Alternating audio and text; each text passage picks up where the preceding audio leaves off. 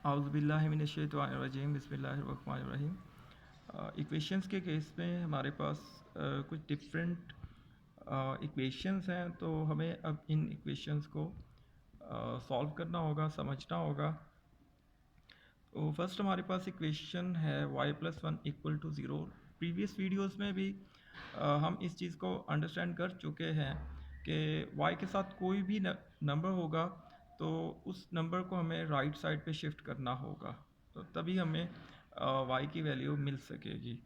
तो अब very simple, y के साथ ये 1 जो है वो प्लस हो रहा है और हमें y की वैल्यू फाइंड करना होगी, तो इस +1 को राइट साइड पे हमें शिफ्ट करना होगा। तो y इक्वल टू 0 माइनस 1।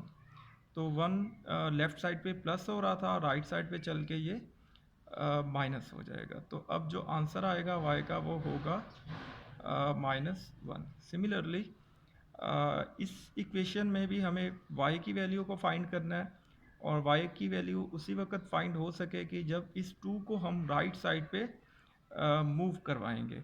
तो अब इस 2 को हम राइट साइड पे मूव करवा देते हैं।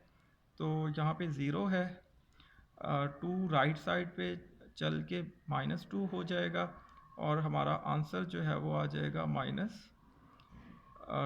0 में कुछ ऐड या सब्ट्रैक्ट करें तो आंसर वही नंबर आता है। इसी तरह अब थर्ड इक्वेशन में y की वैल्यू को हमने फाइंड करना है, तो y की वैल्यू उसी वक्त फाइंड हो सकती है जब 3 को हम राइट साइड पे शिफ्ट करेंगे। तो y इक्वल टू 0 और 3 राइट साइड पे चल के -3 हो जाएगा और हमारा आंसर आ जाएगा -3। तो y की वैल्यू, y का आंसर -3 आ गया। इसी तरह अब फोर्थ इक्वेशन में अब अगेन y की वैल्यू अगर हमें फाइंड करना है तो 4 को हमें राइट साइड पे शिफ्ट करना होगा। तो लेफ़्ट साइड पे 4 जो है वो प्लस हो रहा था, राइट साइड पे आके माइनस हो जाएगा। तो हमारा आंसर जो है वो -4 आ जाएगा।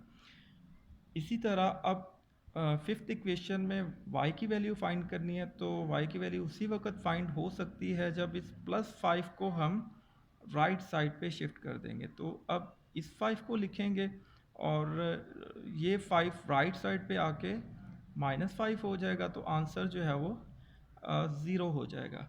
5 -5 आंसर 0। इसी तरह अब अगेन सिक्स्थ इक्वेशन में हमें y की वैल्यू को फाइंड करना है, तो y इक्वल टू ये वाला 6 और इस 6 को हम राइट साइड पे शिफ्ट करेंगे तो दिस इज़ -6, आंसर 0। इसी तरह सेवन्थ इक्वेशन में भी y की वैल्यू को फाइंड करना है, तो 7 + 7 को राइट साइड पे शिफ्ट करना होगा। तो ये वाला 7 और ये 7 राइट साइड पे आएगा तो -7, तो आंसर 0। तो y इक्वल टू आंसर हमारा 0। तो इक्वेशंस के केस में हमने डिफरेंट एग्जांपल्स के ज़रिए y की वैल्यूज़ को फाइंड किया।